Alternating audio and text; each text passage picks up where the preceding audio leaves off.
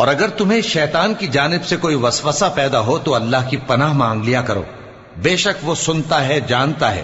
اور رات اور دن اور سورج اور چاند اس کی نشانیوں میں سے ہیں۔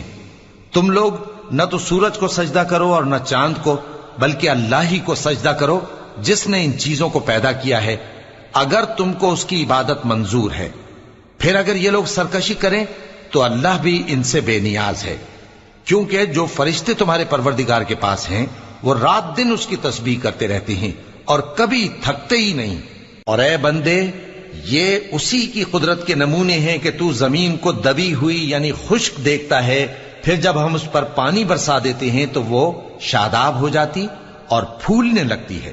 بے شک وہ جس نے زمین کو زندہ کیا وہی مردوں کو زندہ کرنے والا ہے، بے شک وہ ہر چیز پر قادر ہے۔